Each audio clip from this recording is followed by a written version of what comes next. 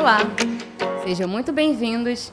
Eu sou a Grace e você está no Hospitalar Insights, um videocast onde abordaremos assuntos relevantes sobre a área da saúde e bem-estar. Nesse nosso primeiro episódio, abordaremos o tema Cultura de Segurança do Paciente e Cultura Justa. Vamos entender melhor como essas culturas impactam a qualidade do atendimento prestado e a segurança do paciente. Nós sabemos que em qualquer instituição de saúde, a segurança do paciente é importante e prioridade. Promover uma cultura justa é essencial, não apenas para a melhoria da segurança do paciente, mas promove o clima organizacional, a confiança da equipe e traz ótimas experiências para todos os envolvidos no processo do cuidado. E na nossa roda de conversa de hoje, eu recebo aqui a Camila, ela que é enfermeira e coordenadora do Núcleo de Segurança do Paciente, e recebo também aqui o Fabrício, que é coordenador de núcleos e da qualidade. Camila, seja muito bem-vinda. Obrigada, Grace. É uma honra poder estar aqui com vocês nessa iniciativa, parabenizar, e estou aqui muito disponível para contribuir com as informações, com as dúvidas, trazer um pouquinho da minha experiência, e é isso, somar forças para que a gente possa cada vez mais melhorar as condições e a segurança dos nossos pacientes. Certo. Fabrício, gostaria de dar uma palavrinha? Sim, quero agradecer também o convite, obrigado. Estou muito feliz e lisonjeado em fazer parte e parabenizar vocês por essa iniciativa, né? Falar um tema que é tão importante dentro da unidade hospitalar, mas que infelizmente é pouco falado. E de 2013 para cá, né, que a gente vai entender um pouquinho melhor aqui no nosso bate-papo, que a gente vem ganhando força para poder falar desse assunto tão importante. Então, parabéns pela iniciativa. Muito obrigada, e vamos falar sobre isso, né? E para começarmos, eu gostaria de começar com a Camila, perguntar para ela como que é essa cultura de segurança e a cultura de segurança do paciente. Grace, assim, a cultura de segurança, ela se deu a partir de, infelizmente, né, lá nos anos 80, dos eventos ruins, né, no caso dos eventos nucleares, dos eventos de acidentes de avião. Então, segurança num contexto populacional, não só hospitalar. Então, essa cultura eles começaram a entender que, peraí, tem coisas aqui que a gente precisa melhorar, porque estão acontecendo muitos desastres.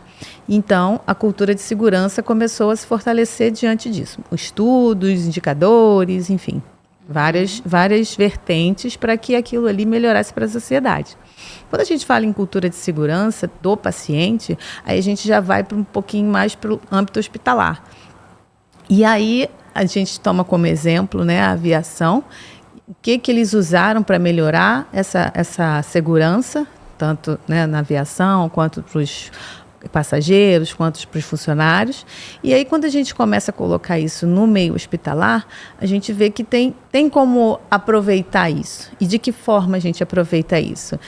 Através de formulários, através de protocolos. Então, começou a se estudar, como o Fabrício falou, a gente tem pouco tempo, né, no Brasil, aí, falar de segurança do paciente no Brasil desde 2013, a gente fez aí 10 anos, quase 11, né? Setembro está chegando aí. Então, a gente tem efetivamente 10 anos da cultura de segurança, vamos dizer assim, da política de segurança no Brasil. E muitos estudos têm sido feitos baseados, né, nos estudos lá de fora, vamos dizer assim. Então, o OMS, todo mundo trouxe esse conteúdo de cultura para que fosse aplicado aqui. Como podemos diminuir os riscos para os nossos pacientes, através desse estudo que tem sido feito. Através da aviação, conseguiu-se diminuir tantos acidentes. Então, a gente viu que a gente consegue, através de protocolos, de checklists, diminuir riscos, diminuir incidentes. E a gente, quando traz isso para o hospital, a gente também consegue ter essa efetividade. E isso vai se fortalecendo uma cultura, porque quando você aplica, você tem um resultado. Então, naturalmente, as pessoas vão falando, opa, então dá para fazer assim. E isso tem sido feito. A cultura é uma questão de tempo, né? A gente não pode estabelecer e naturalmente acontecer. Cito aqui um exemplo, como se fosse o cinto de segurança. A gente não tinha essa cultura lá nos anos 80. Então, hoje, né, depois aí dos 40 anos, hoje já tem um entendimento melhor. Então, a cultura de segurança do paciente, ela tem tido esse entendimento perante as melhorias que vêm acontecendo. É isso. E infelizmente, né, a pessoa, né, o cidadão, ele está muito habituado a ser cobrado. Por exemplo, você só usa um cinto de segurança porque você vai ser multado. E, de fato, as pessoas não têm isso com ela, né? Então, assim, a cultura começou a crescer depois que a RDC, que a própria Anvisa institui, né? Que é a nossa RDC 36, que a partir dali a gente ganha força, ganha espaço para cobrar. E aí nós começamos a ter resposta positiva com relação a isso, né? Porque antes não tinha, porque não tinha quem cobrar, não tinha o que fazer. E essa cultura, né, de cobrar e ter uma lei por trás, ter uma RDC por trás, é o que dá força para a gente conseguir caminhar, né? Sim. E é muito importante, né? A gente falar da segurança tanto dos pacientes quanto dos funcionários da empresa. Sim. Então, de acordo com a Classificação Internacional da Segurança do Paciente e a OMS, explique para a gente um pouquinho sobre risco, incidentes sem lesão, circunstâncias notificáveis, near miss, danos e eventos adversos. Então, assim, um exemplo, né? O paciente que vai no banheiro e aí o banheiro está molhado, sem estar identificado corretamente, sozinho, né? Então, isso é um risco. Não é que aconteceu, é algo que está propício a acontecer. Isso é um risco, né? Principalmente pacientes que não estão acompanhados, né? Isso aí. Agora, o incidente, né, sem lesão é quando ocorre algo, mas que não traz dano ao paciente, né? Algo leve, né, que a gente costuma dizer. Existem os graus, né? Leve, moderado e grave. Sem lesão é considerado quando eu não tenho uma gravidade no paciente, né? Um exemplo, administrei uma medicação errada no paciente. Isso é um incidente, né? Mas o paciente não era alérgico àquela determinada medicação. E aí não teve um resultado negativo. Então, é considerado um incidente sem lesão. Apesar de ter feito errado, eu não tive uma circunstância negativa, né? Que é diferente quando eu tenho uma reação alérgica naquele paciente por ter feito aquela determinada medicação e ele é alérgico, né? Então, eu causei nele uma circunstância de eventos adversos, né? Sim. Agora, em relação às circunstâncias notificáveis. É exatamente assim, circunstância, né? É uma situação que pode vir a acontecer e muitas vezes as pessoas não consideram que aquilo ali, por exemplo, não preciso notificar que houve, só colocaram o primeiro nome na pulseirinha. Não preciso notificar isso porque o meu colega só esqueceu. Não, aquilo ali é uma circunstância notificável, porque você tem que colocar o nome, o sobrenome daquele paciente, porque quantas pessoas têm um nome, né, igual? Então, isso é importante, isso é uma circunstância notificável, é uma coisa que a gente não pode deixar passar.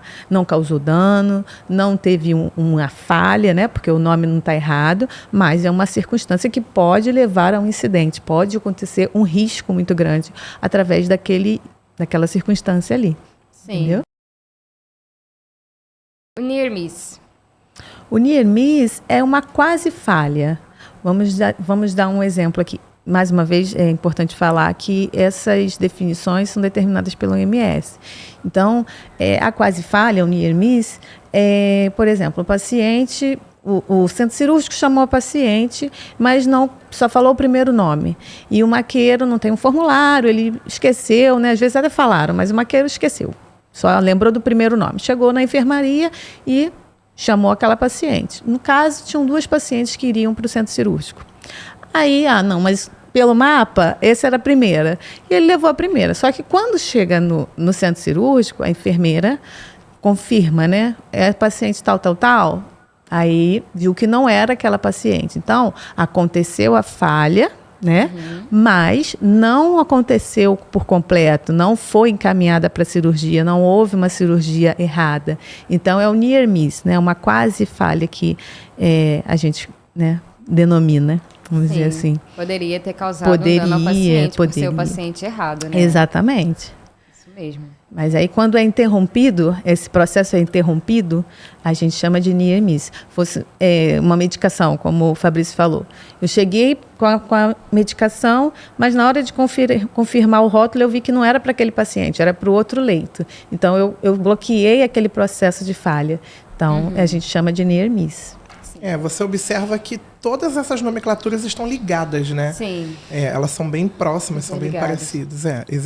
Aí a gente muda a nomenclatura quando só tem um risco, ou então quando quase aconteceu, ou quando aconteceu sem lesão, ou quando aconteceu com lesão. Aí cada um vai se enquadrando no seu. Assim como o dano também, né? Sim, o dano é quando acontece, de fato, né? Dano é o ato que aconteceu, né? Por exemplo, o exemplo do banheiro molhado. Ele foi no banheiro, aí ele escorregou e caiu. Aconteceu o dano. Ou, muito pior, o caso do centro cirúrgico, né? Que chegou lá e aí não conferiu e, sei lá, amputou a perna do paciente que não era para amputar. É um dano. É um dano. Eu causei um dano no paciente. Aconteceu, né? Aconteceu de fato. Realmente. Que é o que a gente, segurança do paciente, está ali para não deixar isso acontecer. Isso. A ideia do núcleo de segurança do paciente dentro do hospital é isso, né? Errar é humano? Todo mundo erra, mas o nosso trabalho é não deixar esse erro acontecer. Através das metas, né? De tudo que a gente trabalha para não deixar que o dano de fato ocorra, né? Sim. É reduzir ao mínimo, né? O mínimo possível. Então, a gente está sempre verificando, observando, orientando. Às vezes, na correria também, o paciente, às vezes, ele pode estar inconsciente também. Muitas vezes, Grace, até o próprio paciente provoca, vamos dizer assim, aquilo. Você orienta que a grade tem que estar elevada, às vezes ele está com o acompanhante, mas ele vai ficar bonzinho aí, a grade abaixada, e aí ele cai. Pode gerar a queda.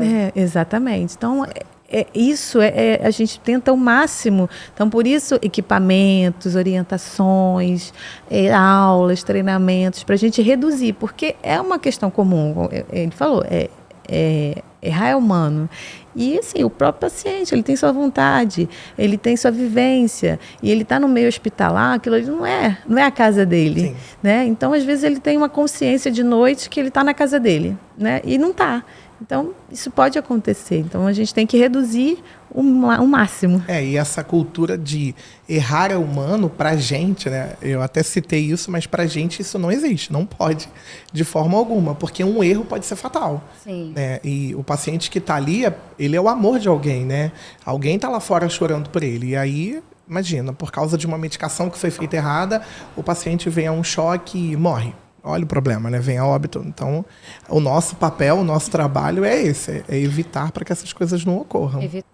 E é importante falar também, voltando à questão que você perguntou, da cultura justa, né? Essa cultura de não culpabilização do profissional.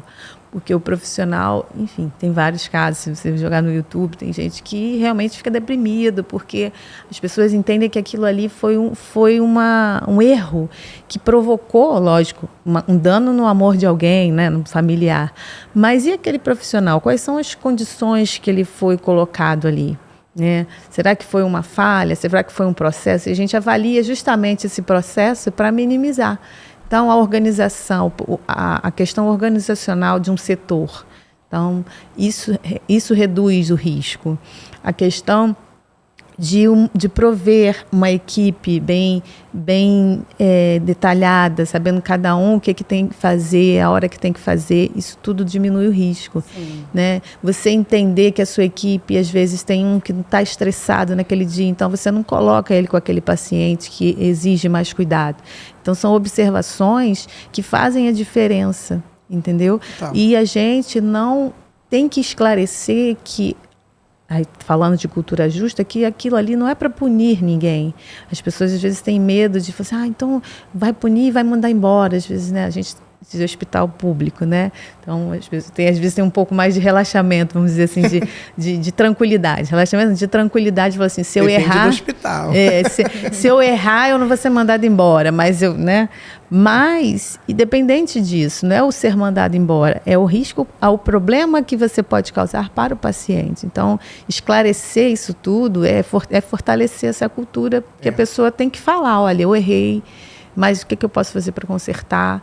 E aí, às vezes, você falando, você fazendo com que os funcionários entendam isso, você também reduz o risco, porque ele vai falar assim, não, olha, eu errei isso aqui, aí o colega dele vai falar, poxa, realmente, que bom que você falou, porque eu já estava com dúvida, mas eu estava com vergonha de falar. Então, isso tudo vai desmistificando. A não punição, ela desmistifica muito isso e promove a redução desses riscos. Entendeu? A ideia é achar o erro, não o culpado. É isso aí. Né? Sim. Para tratar aquele erro, para que não aconteça novamente. Para que não se repita. Tanto que as notificações são feitas de formas anônimas, não precisa se identificar. A gente quer encontrar o problema para solucionar, né? E não sem punir ninguém. Isso que é a cultura justa, né? Que a Camila falou. Continuando o assunto, né? Que você estava falando sobre mitigação dos eventos. Quais são as estratégias do núcleo de segurança do paciente usadas para a execução das etapas de promoção, proteção, mitigação dos eventos adversos associado à assistência prestada ao paciente? Olha, muitas. Muitas etapas. Muitas estratégias. Eu falo, gente, enfermeiro tem que ser criativo, né? Mas tudo baseado, né, cientificamente, com respaldo da OMS, com respaldo da Anvisa. Então, a gente tem, né, o que norteia a gente são as 6 metas internacionais, tem os protocolos da Anvisa. Diante desses protocolos, a gente faz o protocolo institucional, porque cada instituição tem, né, o seu perfil, né, a sua realidade. Então, assim, mas minimamente eu posso determinar que eu tenho uma pulseirinha e que nela estejam contidos os 2 identificadores, que é o nome completo do paciente e a data de nascimento do paciente. Mas a minha instituição não tem como imprimir uma etiqueta que sai lá perfeito. Mas eu posso escrever com uma caneta esferográfica e vai dar tudo certo, porque vão poder enxergar ali. Então, eu posso determinar a cor, né? E como é que eu faço isso? Treinamento, uma estratégia de treinamento, capacitação, protocolo, formulários, né? Quando a gente fala de comunicação efetiva, a gente fala muito formulários. Então, passagem de plantão, formulário de evolução, checklist de cirurgia segura, isso tudo são meios e estratégias que a gente vai esclarecendo a segurança. Eu falo assim, o paciente seguro, o funcionário também está seguro. Sim. Sempre falo isso nos meus treinamentos. Gente, se o seu paciente está seguro, você diminui muito o risco de acontecer alguma coisa com ele. E se não acontecer alguma coisa com ele, você não vai precisar responder por nada. Né? Então, você também está seguro. Então, essa estratégia de orientação, roda de conversa, protocolo, formulários, tudo isso é válido. Então, a gente usa muito isso na instituição que eu trabalho. Sim. Vídeos, né? Eu uso muito... como é que se fala? Não falo brincadeira, mas atividades lúdicas, né? Uhum. Atividades lúdicas. E, assim, você vê que, às vezes, uma coisinha pequena, tá? Vou usar um exemplo aqui. Foto, um cartaz e uma foto. Vamos fazer a campanha contra a queda, né? Aí a gente faz um arraiá de queda. A gente vai botar um chapeuzinho, vai botar e faz um postzinho, uma plaquinha. Pronto, a pessoa já tira foto e não vai esquecer mais que o paciente, ele não pode, se eu ver aquela plaquinha amarela, é um sinal de alerta. Pronto, ele não vai esquecer mais. Através de uma brincadeira, você está falando de uma forma leve e de uma coisa séria e que evita uma coisa mais séria ainda, entendeu? Entendi. Então, são muitas estratégias, né? A segurança do paciente, ela promove, sou um pouco apaixonada por isso, porque é isso, te deixa muito livre para você usar muitas estratégias e cada vez mais. Eu posso fazer um simpósio? Posso. Eu posso fazer uma roda de conversa? Posso. Eu posso fazer um formulário no Google Forms que todo mundo pode responder? Posso. Eu posso fazer uma brincadeira de caça-palavras com os meus pacientes? Posso. E eu posso passar várias informações e que vão ser efetivas. Então, assim, é muito rico, né? E a mitigação, né, é quando a gente sabe que aquele problema vai acontecer, mas a gente vai evitar as consequências, né? Um exemplo muito claro. Eu sei que o paciente que vai fazer uma quimioterapia, por exemplo, ele vai ter uma reação adversa àquele determinado medicamento, mas ele precisa daquele medicamento. Aí, o que eu vou fazer para amenizar aquele dano, aquela consequência daquele quimioterápico? E aí entra com alguns outros medicamentos para tentar diminuir o efeito que aquele medicamento vai trazer para ele, né? Então, isso que seria uma mitigação de dano, né, digamos assim. Entendi. Aí, no caso, é para minimizar o efeito Para minimizar o né? efeito, Eu sei que o evento vai acontecer, né? É o verdadeiro mal necessário, né? Eu sei que ele vai acontecer, mas é necessário. Então, qual é a estratégia que eu vou criar para diminuir aquele dano, para diminuir aquela consequência naquele determinado procedimento? Sim. Como que você promove campanha de higienização das mãos para reduzir a infecção associada à assistência à saúde? Lá na unidade, a gente tem um trabalho em conjunto com a CCH e a Vigilância Epidemiológica, né? A gente trabalha até na mesma sala e a gente tem uma comunicação ali. E as campanhas são feitas sempre, né? E a gente tem 2 datas, que é em novembro e é em maio, né? 5 de maio, que é o Dia Mundial da Higienização das Mãos. A gente essa data não foi escolhida à toa, né? Que é 5/5, né? Lavar as mãos. E tem a outra que é feita em novembro, mas fora isso a gente faz também os treinamentos periódicos. Não só para lavagem das mãos, como coisas que são básicas, né? Luva, por exemplo, o pessoal da limpeza, né? Que tá com a luva higienizando alguma coisa e toca numa maçaneta, toca em algo que pode contaminar. E muitas vezes eles tocam por não ter um treinamento. Então lá é bem periódico, as campanhas são bem rigorosas e lá, por ser um hospital muito grande também, e um hospital de internação, a gente faz muito in loco também. Reúne aquela equipe ali, vem cá, qual é a falha daqui? É lavagem das mãos? Então vamos lavar as mãos desse grupo, né? Os apoios, né, que ela chama de maqueiro, lá a gente chama de apoio. Os apoios estão com um problema de lavagem das mãos, não está sabendo, ou está usando luva o tempo todo, e aí quando você cobra, você fala, tá de luva. Mas tá limpa, mas não pode, né? A luva é só na hora do procedimento, né? Porque as pessoas acham que o excesso é o certo, e não é. Luva eu vou usar no momento do procedimento. Então a gente vai identificando essas falhas e vai trabalhando.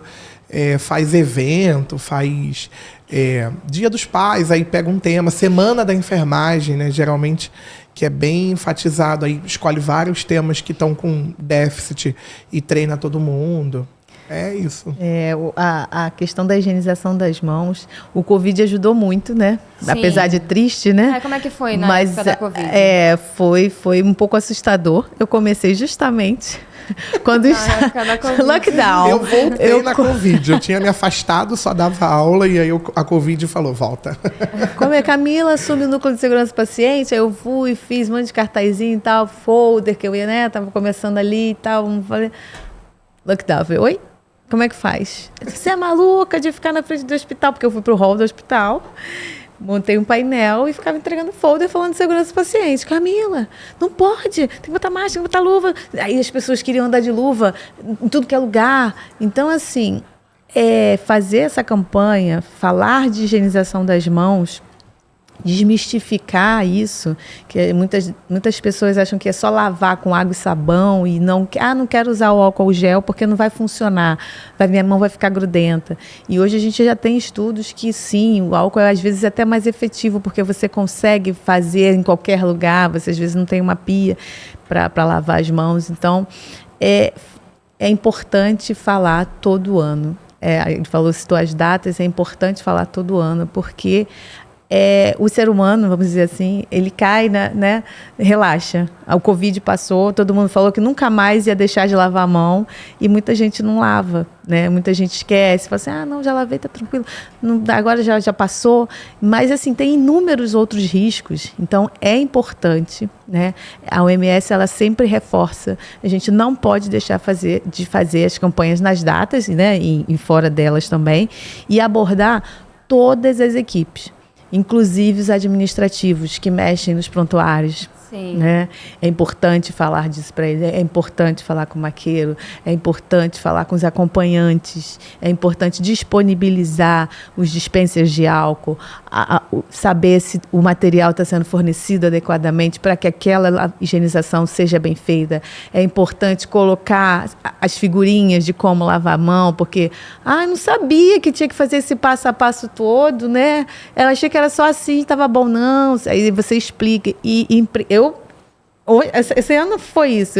Eu fui para o hall de novo, a gente fez uma campanha junto com a CCIH, e aí eu fiz um Google Forms e as pessoas ainda falavam. Eu não sabia que tinha que fazer dessa forma. Tinha esse... Caramba, tinha esquecido disso, entendeu? Uhum. E aí aquele detalhezinho ali, você vê que você consegue atingir um público e consegue minimizar aquele risco, porque aquilo ali vai acarretando. Uma coisa vai acarretando a outra, né? Eu falo, gente, começa aqui, começa da entrada do hospital. Então, se eu tenho um dispenser de álcool ali no elevador, ali já começa uma proteção.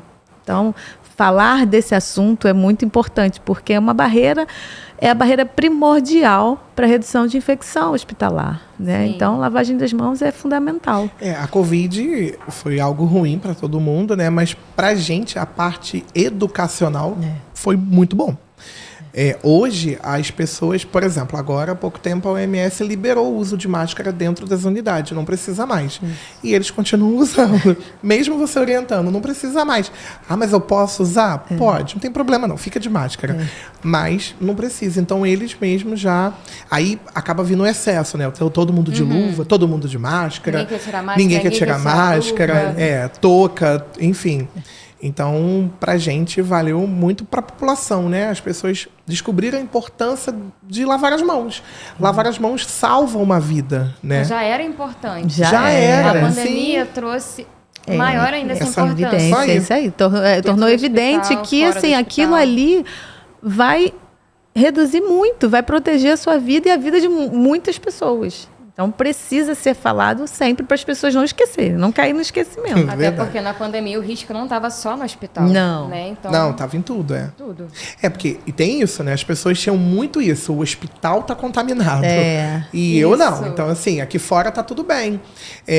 Eu só observei que no self-service, por exemplo... Nós estamos conversando e as gotículas estão caindo ali na comida. A gente só observou na pandemia. Quando começou, que voltou, né, as pessoas a circularem. E aí tudo fechado, né, tudo protegido. E aí você começa. E caramba, né, é verdade. A gente fala e cai gotícula aqui. E, enfim. A gente começou a perceber coisas que antes a gente não percebia. Exatamente. A gente começou a ter uma atenção maior. Muito.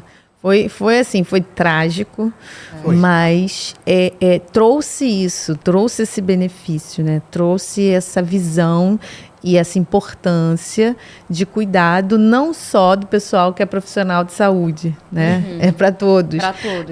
Que não vai causar só Covid, mas uma gastroenterite. Enfim, inúmeras doenças que você, né, protege só de você lavar as mãos. Não, né? A Covid foi algo que eu não quero viver nunca mais.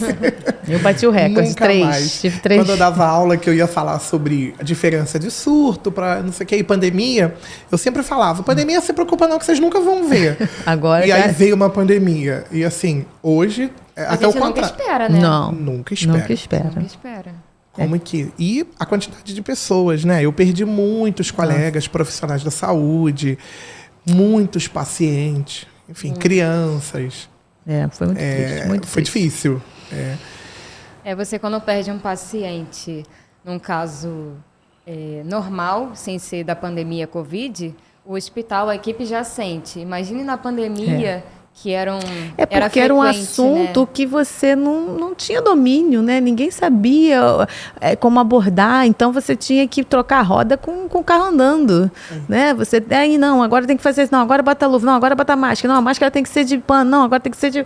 E assim, e tem que promover, e acabou, não está fornecendo mais, aí todo mundo começava a esconder para proteger o seu material. Eu comprei 1 litro de álcool por R$70 na época. Eu fiquei assim, meu Deus. Entendeu? O que está acontecendo? Ele levou bastante. Você não tem material, né, para Sim, fornecer, porque as pessoas não tinham, não precisava tanto material assim. Então você tem que. Não tem respirador. Olha, foi muito triste. Foi muito tenso. triste. Ainda mais no hospital público. Já é difícil ter recursos. Sim. Né? Então, na pandemia, que você precisava receber aquele material para se proteger, como que foi? Recebia, tinha material? Eu não tive dificuldade, não. Né? Apesar de ser rede pública, na época, eu não estava nessa unidade que eu estou hoje, eu estava em outra. O material veio... Assim, era tudo muito controlado por conta disso, né? Falar uma palavra feia, por conta dos furtos. Porque todo mundo queria Todo mundo queria fazer sua reserva, isso entendeu? Aí, todo mundo queria fazer sua reserva para não... Exatamente. Então, assim, era tudo muito controlado. Quanto tempo dura uma máscara? 4 horas. Então, a cada 4 horas, você tem direito a pegar uma máscara, um exemplo, né? Quantos litros de álcool é usado aqui? Era tudo muito controlado, mas tinha. Por falta de material, eu, pelo menos, nunca tive problema nenhum. Ela tá muito também pelo não. contrário, assim. É isso. Se faltou, acabou a luva num setor. Então, você tinha como tirar do outro e logo depois você já estava chegando. Então, teve esses episódios, mas que foram sanados rapidamente. Ninguém ficou sem máscara ou sem luva para o cuidado. Isso não. Mas, assim... muito restrito, né? Muito restrito, muito cuidado, até porque as pessoas tinham essa questão de fazer reserva, de usar inadequadamente. Eu vou andar com luva porque para tocar no elevador. Não, você não tem que dar luva aí, você tem que dar luva na hora que você for fazer o cuidado com o paciente. Você ali tocou no elevador, você vai passar o álcool. Então, lavar a depois mão. Passar um Exatamente. Eu lembro que eu via pessoas no carro sozinho, dirigindo de máscara. De máscara. Máscara e luva. Eu falei, ela vai ser contaminada de quem, né? Mas o medo, assim, eu também não julgo, porque o medo... O medo do desconhecido. Exatamente. Sim. Se nós, profissionais, ficamos apavorados, imagina a população, né? Como foi? Então, assim... Foi bem difícil. Bem difícil. Questão da recepção. A gente recebe carteirinha de paciente, a gente recebe identificação do paciente. A recepcionista, em hospital público, ela tem direito ao álcool em gel, a uma luva? Sim. É fornecido, já fica lá no balcão. Mas isso ela vem da pandemia ou já acontecia antes?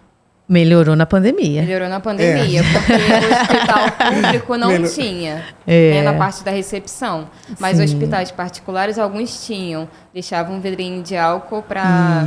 De tanto pegar nos documentos das pessoas, né, a gente passava um álcool. Porque às vezes não podia sair da recepção para lavar a mão toda hora. Então... Sim, sempre teve o dispenser, aquele que fica na parede. Sempre teve.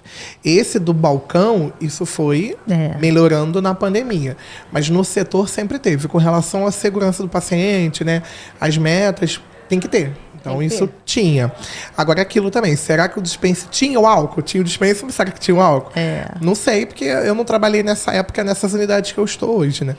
Hoje tem. Tem o álcool lá, tudo direitinho. Tem máscara para paciente, para acompanhante, para todo mundo. Tem e é importante, eu acho interessante, né? As pessoas hoje pedem. Né? E elas têm um esclarecimento de falar assim, não, esse álcool está muito grudento, esse álcool não é bom. Né? Elas já sabem, ou então ele está muito líquido, ele não é o ideal. As pessoas falam. Uma vez eu passei numa Honda e aí eu passei na recepção, tinha um vidro de álcool sem data. E aí eu fui no cantinho, falei com a recepcionista, tem que botar a data ali, pede para alguém colocar. A paciente falou assim, eu falei com ela que estava sem data e ela não me ouviu. Então, assim, a própria paciente sabe da importância, né? Então, assim, é algo que a gente foi... Eu falei, tá vendo? Eu falei baixinho. O paciente notificou. Exatamente. E eu falei baixinho para ela não prestar atenção. E eu falei, olha, a data do álcool, tá? E a paciente catou que eu falei com ela da data do álcool. Aí ela, não, porque soltou. E tentou desconversar, mas a paciente percebeu. Essa questão que você falou, o próprio paciente notificou. todo mundo pode notificar, inclusive o próprio paciente. Né? Às vezes as pessoas não têm esse conhecimento. E hoje ainda eu tenho essa barreira, vamos dizer assim. Eu posso falar? Eu não tenho que fazer uma ouvidoria, não? Não, você pode notificar, né? A gente lá tem um QR Code, então você pode notificar. O acompanhante também pode. Eu não tenho que falar com a enfermeira para fazer. Não, você pode notificar também. Então, eles entenderem que eles fazem parte do cuidado, né? A gente fala muito do autocuidado, sim, mas esse cuidado também, às vezes até administrativo, ele é importante também. Ele precisa entender que o cuidado está sendo feito por profissionais ali. Quando o paciente estiver alta, é ele que vai continuar. Então, ali a gente já educa aquele acompanhante, né? Ou até o próprio paciente. A importância de inserir o próprio paciente na cultura da segurança do paciente. Exatamente. Né? Até porque ele tem que fazer a parte dele também fora do ambiente. Ninguém melhor do que eu para conhecer né? Para me conhecer. Então, a gente tem essa cultura lá também, de educar. É o olhar, né? Você está ali deitado, né? As pessoas estão passando. Ele tem uma visão diferente, né? Até da posição dele. Assim, aquilo ali, aquela lâmpada ali pode cair, está meio torta, né? Tem isso também, né? Olha, aquela... O ar-condicionado está pingando. Tem até um desenho, né? De uma campanha que eu vou assim... Aquela profissional ali não esqueceu de higienizar a mão antes de vir mexer comigo, sabe? Então, eles começam a ter essa percepção, então é importante, é interessante. Sim, o maqueiro, né, o apoio quando chega para transferir, se o paciente está em precaução de contato e não bota um capote, o próprio paciente às vezes fala, você não vai botar o capote? Que eu estou em precaução, ainda fala assim, sabe? Eu estou em precaução. Mas é uma cultura. Já identifica, né? Sim, é uma cultura importante. E é bom que também lembra o profissional, às vezes na correria acaba esquecendo. Exatamente. Verdade. A questão agora do funcionário, questão do ambiente, a importância da cultura justa. A cultura justa, como eu falei, é importantíssimo esclarecer cada dia mais. Né? Eu não sei, eu tenho até uma vivência, porque eu também trabalho em um hospital particular, mas aí eu sou plantonista lá. Mas ainda assim, as pessoas acham que se eu falar, se eu notificar, eu vou ser mandada embora. Se eu notificar, vão me chamar de X9. Vão saber que fui eu. Né? Apesar da gente... Né, a gente já esclarece isso, que a notificação, você não tem obrigação de se identificar. Mas as pessoas ainda têm esse medo. Né? Então, esclarecer que você tem que ver o problema e não quem cometeu o problema. Você tem que ver o erro, o que aconteceu ali, o que levou a acontecer, não quem fez. O médico pegou um exame e colocou no prontuário do outro. Vamos supor assim, um administrativo. Na hora de organizar, colocou. Aí o médico foi e nem percebeu o nome, né? O primeiro nome era só Carlos. E o outro era Carlos Augusto. Aí ele só viu Carlos. É esse exame mesmo. E aí foi lá e fez um encaminhamento equivocado. Olha só, isso não pode acontecer. Aí você vai, explica. Olha, doutor, aconteceu isso aqui. Você encaminhou o paciente para fazer um exame que não era o paciente. Mas aí foi uma falha administrativa. Não foi uma coisa, levou a outra. Então, você tem que conversar com o profissional médico, conversar com o administrativo, para eles entenderem que não é culpa de um nem culpa de outro. Mas aconteceu uma questão que é muito séria, né? Você pode levar um dano muito sério, você pode dar uma orientação que pode causar danos terríveis para aquele paciente, né? Às vezes, um diagnóstico errado, né? E você precisa entender que isso acontece. Mas que não vai... mas eu não vou levar uma advertência? Não. Mas então, Camila, você está querendo dizer que as pessoas erram e não acontece nada? Não é isso. A gente orienta, a gente explica, a gente tem formas de fazer com que aquela pessoa entenda que o problema precisa ser resolvido e que ela tenha consciência. Porque quando você tem consciência de que você errou, você valoriza, né, para não acontecer novamente. Agora, fez uma, fez duas, fez três, aí você tem que fazer uma advertência verbal, né? Aí continuou. Então, aí você vai avaliar. Aquele profissional, ele não está se adequando às normas de segurança. Porque você está explicando, você está treinando, e ele continua cometendo aquele erro, então já virou um perigo, né? Isso aí. Para aquela instituição. Então, o justo é esse, é você explicar, é você fazer com que entenda, você promover uma conscientização, trazer aquele profissional para o entendimento que ele faz parte, ele tem responsabilidade sobre aquilo, mas que ele não vai ser culpado daquilo, né? Entendi. Aí, no caso, também a gente tem que pontuar a importância do endomarketing entre as equipes. Sim. Não só a equipe médica, mas a equipe administrativa também, né? O endomarketing vem para... É interessante, né? É você valorizar dentro daquela instituição. Então, o positivo, vamos dizer assim. Olha, esse setor aqui não errou, não teve falha de identificação esse mês. Então, você valoriza, você faz um marketing, né? Sim. Daquela equipe.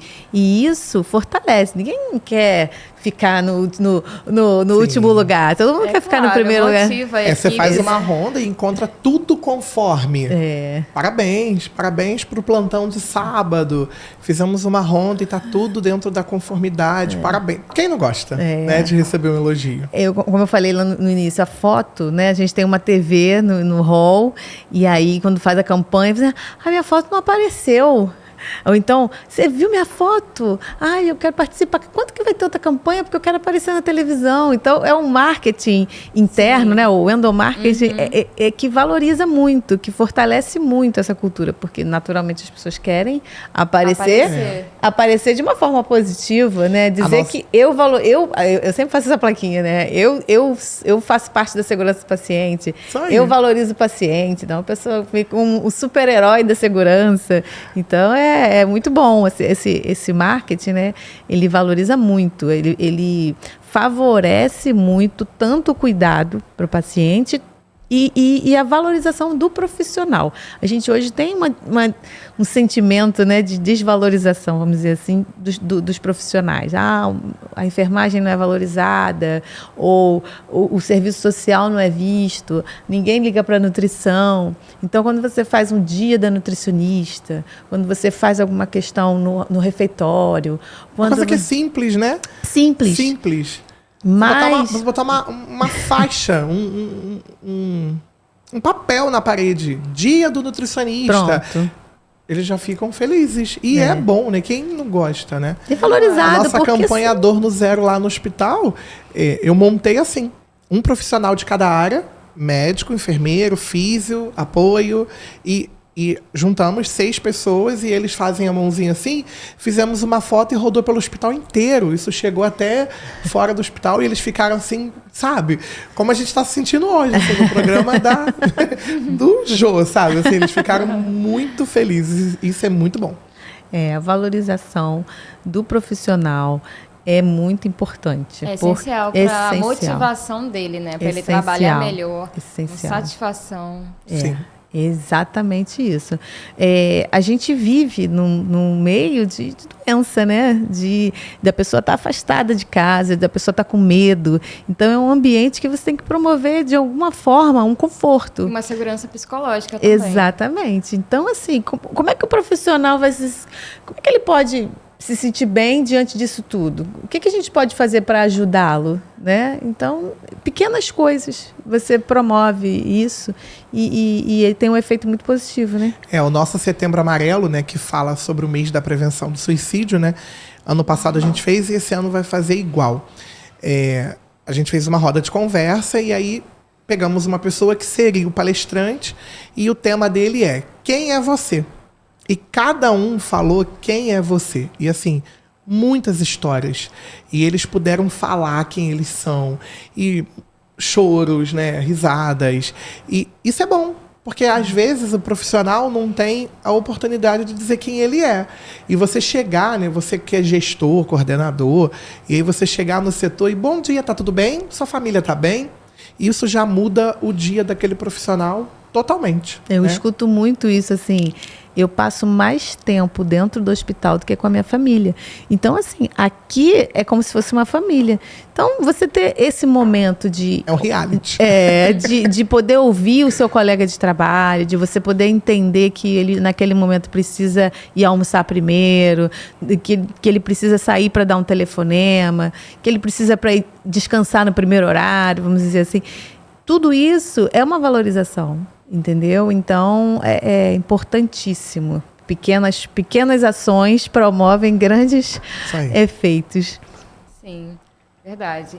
Em relação aos recebimentos das notificações, como que a gestão de risco ela gerencia essas notificações para que não aconteça novamente? Qual é essa importância? Primeiro a gente faz um plano de ação para entender quais são os riscos que estão acontecendo, né?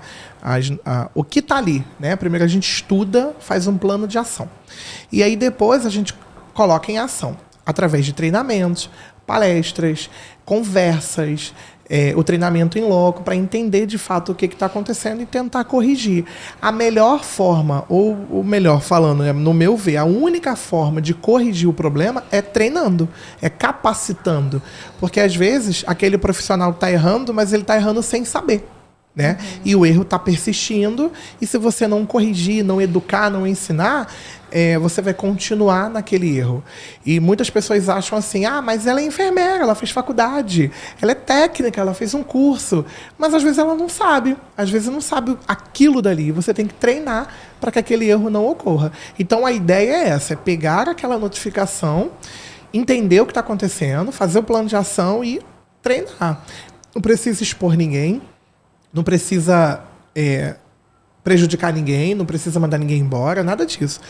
A gente vai focar no problema. O que está acontecendo? Qual é o maior problema? Está tendo muita queda no hospital? Está todo mundo caindo? Por quê? Será que é um problema estrutural? Né? Estrutural. Só isso. Será que as camas estão... Porque eu já trabalhei no hospital que as grades eram pequenininhas, eram baixas. Todo mundo vai cair. E aí você vai estudando para tentar achar um caminho. Vamos conseguir 100% o resultado? Nem sempre. De imediato não. Mas hoje eu posso falar, assim, onde eu trabalho, eu identifico o problema e na mesma hora eles correm para solucionar, sei lá, um descarpaque que está muito alto e vamos abaixar porque é um risco, né, do paciente, até do funcionário se furar. Enfim, tudo isso que é estrutural a gente vai corrigindo e essas questões também a gente vai adaptando. E como a Camila falou anteriormente, você treina uma vez, você treina duas, você treina três. Na quarta vez, você já entende que a pessoa não quer aprender, né? É como o paciente que está doente. Eu vou cuidar de quem quer ser cuidado. Então, eu vou treinar quem quer aprender. Quem não quer, infelizmente, aí a gente vai ter que substituir ou ver o que faz, porque a gente está ali para treinar. E eu, pelo menos, eu deixo aberto. Alguma dúvida? Quer falar comigo? Quer me perguntar? Algum tema, alguma sugestão, alguma coisa que a gente possa melhorar? A própria coordenação do hospital, tá tudo ok? O que tem que melhorar? Tá tudo bem. Eles sempre falam que tá tudo bem, né? Mas, de fato, não tá. E aí a gente tem que ter esse olhar para entender o que está acontecendo e tentar melhorar. Entendi. O caminho da notificação, eu falo assim, a notificação é o meio de comunicação entre a população, tanto profissionais quanto, como eu falei, né, paciente, e o núcleo de segurança do paciente. Então, esse é o elo, vamos dizer assim, a notificação escrita e verbal, né, vamos dizer assim. E através, a gente recebe essa notificação, o núcleo recebe e vai entender, como o Fabrício falou, vamos entender, vamos fazer uma análise de causa raiz, né? O que foi a raiz, qual foi a raiz do problema aqui? E aí, diante disso, a gente vai traçar o plano de ação. O que eu costumo fazer? Dependendo do problema, primeiro eu sempre sinalizo para quem coordena o setor responsável. Vamos supor que aconteceu uma queda numa enfermaria X. Então, eu vou encaminhar, vou dar ciência para aquele coordenador. E aí, eu envolvo através de uma reunião, né? Vamos discutir aqui esse problema? O que você acha? Eu sempre procuro ouvir, porque às vezes eu tenho uma solução, mas ele tem outra visão, você tem outra, e ali a gente consegue num meio comum. Um exemplo, né, que aconteceu foi a questão do centro cirúrgico. houve essa falha, né, do paciente, a enfermeira notificou, né, então foi o meio de comunicação, foi o elo. Na notificação, ela deu a sugestão, porque a gente dá esse espaço. E aí, quando eu li aquilo, eu falei, poxa, nada mais justo do que chamar essa plantonista aqui para discutir o problema com a gente. E ela ficou super feliz. Então, ela fez parte daquele plano de ação ali. E aí a gente desenvolveu um outro formulário com as sugestões dela para que aquilo fosse aplicado na instituição. Então, aquilo causou um efeito muito maior. Que bacana, né? Do que simplesmente eu falar assim, ó, então a gente vai fazer assim. Porque para esse problema eu já tive uma vivência e eu vou dar essa solução aqui porque funcionou no outro problema. Então, a gente procura cada vez mais, através do plano de ação, da análise, procura envolver todos para que aquela responsabilidade seja, né, ninguém estendida. melhor que o profissional que está lá na ponta para conhecer o setor dele, exatamente, né? A rotina dele. Não é porque nós estamos coordenando que a gente sabe tudo. Não. Às vezes, como ela falou, eu tenho um olhar e o profissional que está na ponta tem outro. Eu vou ouvir, vou entender, vou adaptar e vou ver o que eu faço de melhor. Em relação aos funcionários com POP, eles, antes de começar, eles leem o POP ou eles já começam a rotina diária? Porque eu acho que tem muita gente que não gosta de ler o POP, ele acha que sabe o que tem que fazer. Alguns leem, outros não. É igual dirigir. Já sei isso, já tenho 50 anos disso, mas a gente tem a integração. Né? Lá no hospital tem. Uma semana. Ele vai passar uma semana de treinamentos, palestras, vivências, que ele vai conhecer toda a rotina do hospital. E ali tem os POPs, os básicos, né? Pelo menos para ele entender como que funciona ali dentro, né? E, claro, a gente não consegue falar de todos. E tem profissional que pega e lê, e fala, e debate. E tem profissional que não sabe nem onde está o POP. Se você pergunta, você leu o POP? Não sabe nem o que é, na verdade. Não sabe. Mas tem ainda esses detalhes aí. Mas eu acho que é a minoria. No meu ver, mas é a importante minoria. dizer isso, que o POP ele precisa estar ali disponível, né? É preciso informar que aquilo ali, mesmo que ele não leia, ele pode consultar. Então, é importante ele existir. É importante incentivar, e aí a gente tenta fazer de uma forma mais tranquila, né? Você não quer ler tudo, mas olha, a gente vai fazer aqui um videozinho para você entender que precisa, esse passo a passo aqui não pode deixar de fazer, porque é institucional. Um vídeo, ele chama mais a atenção do profissional do que o próprio papel, né? Exatamente. Ou o eletrônico também, né? Sim. As pessoas também gostam de coisa direta, né? O POP é um documento enorme, e ali, num resuminho, uma imagem já resume tudo que está ali. É assim. Né? Até porque a rotina diária, né? Você não tem como... Então, você tem que ser prático, né? É assim que faz. Como é que faz isso? Assim, assim. Pronto. Já aprendeu. E agora, para a gente encerrar, como que o setor da qualidade, a gestão da qualidade e o núcleo de segurança do paciente podem contribuir para a cultura organizacional justa e ética da organização de saúde? Olha, acho que contribui muito. A gente contribui bastante. Como eu falei, as estratégias que a gente utiliza, indicador, quadro de gestão à vista, relatórios, isso tudo é munição, vamos dizer assim, para a direção. Porque a gente mostra que através da segurança, até uma questão de custo, né? Se eu oriento e o meu funcionário não usa, não tem um desperdício daquele material, se eu não provoco falha numa cirurgia, se eu não evito troca de paciente, eu não tenho processos, eu não tenho riscos de queda que vão aumentar o tempo de internação, isso tudo contribui tanto para o custo hospitalar, tanto para o bem-estar do paciente e dos profissionais. Porque você cuida de um meio, todo mundo gosta de trabalhar num lugar bom, num lugar agradável, né? Então, o núcleo e a qualidade preza muito, né? A questão de estar tudo uniforme, de estar tudo adequado, padronizado, adequado, disponibilizado. Então, a qualidade promove. E o núcleo, ele, vamos dizer assim, monitora e assegura, vamos, né? A gente anda em paralelo, não tem como, né? Não tem como separar. Mas mostra através disso, né? Contribui para a instituição através disso, através de indicador é fundamental. Eu sou apaixonada, indicador é fundamental, porque você, ali, contra fatos não há argumentos, né? Então você monitora, você treina, você mostra e tem um resultado, isso é primordial, né? A teoria e a prática, elas andam juntas, né? E para eu ter uma boa prática, eu tenho que ter uma boa teoria. Então, a segurança do paciente, o nosso trabalho em si, de pesquisar, de entender, de fazer os indicadores, de estar ali trabalhando em prol disso, né, que muitas pessoas, infelizmente, vê só como, só sabe mandar, ou então é o enfermeiro da Lá vem ele com a prancheta. Lá vem ele com a prancheta. Não entende que o nosso trabalho é de suma importância, como a Camila falou. É um trabalho em conjunto. Exatamente.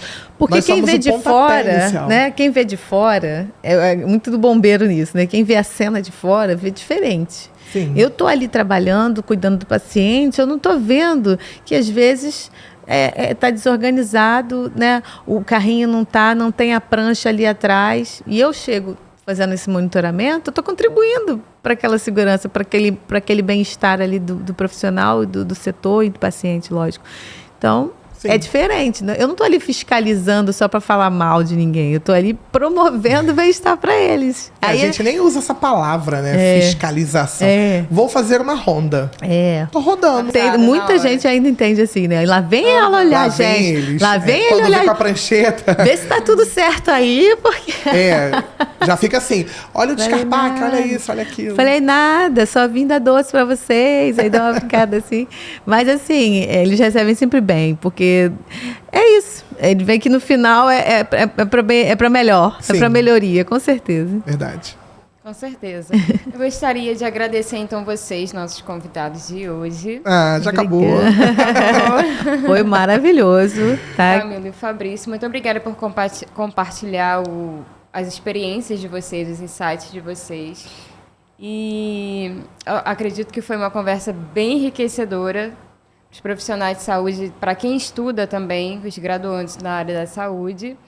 E gostaria de agradecer a vocês por terem participado do meu videocast, que eu adorei a presença de vocês. E gostaria que vocês voltassem para o próximo episódio.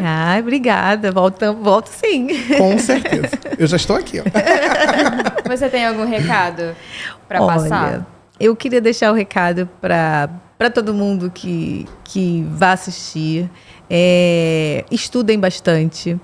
Valorizem-se, né? E valorize o seu trabalho, porque estudar vale a pena, cuidar vale muito a pena e aprender nunca é demais. Então, assim, essa aqui é uma oportunidade muito, muito, muito interessante, muito importante. A troca de experiências. Então, falar sobre o seu trabalho, expor o seu trabalho, estudar, se aprofundar é fundamental. Então, aproveitem, né? O videocast e aproveitem redes sociais, tudo relacionado à saúde, e valorizar o seu trabalho é se valorizar também. Esse é o foco, né? E o que é importante é notifiquem, né?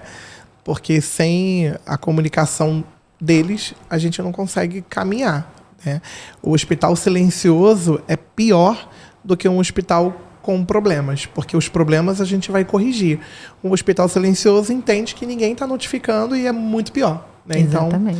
Então, se você não sabe que tem um problema, você não consegue tratar aquele problema. Isso aí. Exatamente. A gente precisa conhecer. E agradecer mais uma vez por estar aqui. Estou muito feliz. Obrigado pelo convite, de verdade. Obrigada a vocês pela presença de hoje. E eu gostaria de agradecer aos nossos telespectadores, vocês que assistiram até o final, muito obrigada. Eu espero de coração que vocês tenham gostado e até o próximo episódio.